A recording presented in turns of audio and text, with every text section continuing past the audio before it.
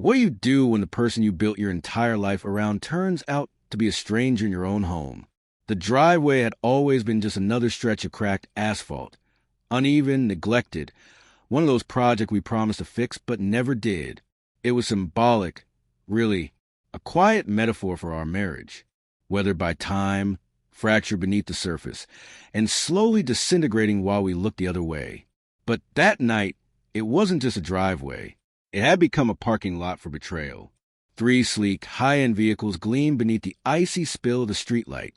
Among them, a crimson Porsche stood out, striking, vulgar in its opulence, a wound against the concrete. I didn't need to ask whose it was. I already knew. For 3 long months, I'd been following her trail. The overnight conference dinners, the mysterious hotel bar receipts slipped into the laundry, the careful half-truths. And now, everything I'd suspected had gathered in one place, tangible and gleaming beneath a winter moon. And then I saw her. She stood near the edge of the driveway like the star of a scene she hadn't rehearsed enough. Her tailored silk blouse clung to her like it had been painted on. Her designer bag slung carelessly over one shoulder.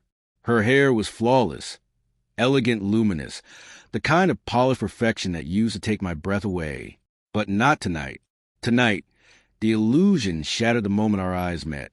Her smile faltered, just a flicker, but in that tiny crack, I saw it.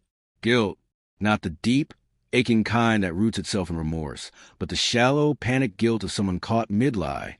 "Jason," she breathed, trying to soften her tone with that artificial sweetness she perfected over the years. It sounded like spoiled honey, too thick, too practiced, too late. I didn't move right away. I just stared. My voice was low, sharp edge with something she couldn't disguise away. "Back early," I said. "Tracked your conference to a restaurant. I saw you, mirror. I saw everything." Her composure slipped further, eyes darting to Portia like maybe the lies still had a pulse. Maybe she thought she could resurrect the story one more time. "There's an explanation." I stepped toward her, voice cutting through her sentence like a blade. An explanation for what? 3 luxury cars parked in my driveway, all belonging to one man. My voice dropped into something colder, tighter. "Is that your idea of a professional dinner?" That was when I saw fear. Not panic, not regret, just the dawning realization that this was over, that I knew, that there would be no spinning this into something innocent. "I saw how you looked at him," I continued, venom laced through every word. "How he touched your back, how you laughed like a schoolgirl desperate for attention. I saw the kiss. Don't insult me with more lies." It wasn't the act that wrecked me the most. It was everything underneath it. The deception, the emotional abandonment, the way she weaponized my trust while building fantasies with another man. "Business dinners," she'd said. "Whispered promises over candlelight and wine. Is that what they're calling affairs now?" She reached out, maybe to soften the moment with a touch, but I stepped back as if her fingertips were acid. "Don't," I said, my voice trembling with fury and something quieter, deeper. "Don't ever touch me again." I turned and walked away.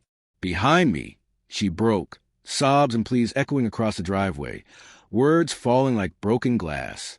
But I was done listening. I had listened too long, given her the benefit of doubt more times than I could count. The sound of gravel beneath my shoes was louder than her apologies. Inside the house, I moved with calm, cold purpose. I picked up my phone and made the first call. To my lawyer. I spoke clearly, detached.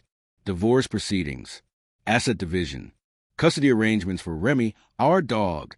Then I called my accountant. A moving company. Each call, each detail, was a brick in the new wall I was building between her destruction and my freedom. Her cries from outside became background noise. A desperate, unraveling soundtrack to the story she authored herself. This wasn't revenge. It wasn't rage. It was release. I had proof of everything. Photos, receipts, texts, her designer spa days, the luxury gifts, the getaways with her friends that just happened to align perfectly with Marco's travel schedule. My lawyer commended the documentation, said I'd come out clean. And Marco? Poor, smug Marco. He didn't see it coming. Claimed he thought she was separated. thought she was single. He choked on the truth when I mentioned the legal consequences of interfering in a marriage. He ghosted her faster than smoke and wind. No texts, no visits, just silence. And then came the whispers, the social unraveling. Her friends distanced themselves. The polite detachment at brunch, the long glances at yoga class, the crumbling of her carefully curated image. I didn't smile at it. I didn't gloat. I just watched, like someone surfacing after months of drowning. Not joyful, just relieved. 6 months later, the divorce was finalized. She lost the house, the lifestyle, the soft web of safety she once wrapped herself in. And Marco? Gone. Not even a shadow of him remained. I got to keep everything that mattered, especially Remy. Now, my house is quiet again, not empty, peaceful, the kind of silence that's earned, not feared. Some nights, I sit on the porch with a glass of wine, staring out at the empty driveway.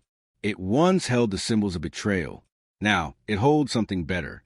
Stillness, solitude, peace. Betrayal taught me pain, but survival taught me purpose. She gambled with the most sacred part of me, my trust, and lost everything. I lost her, but somewhere in the rubble, I found myself again.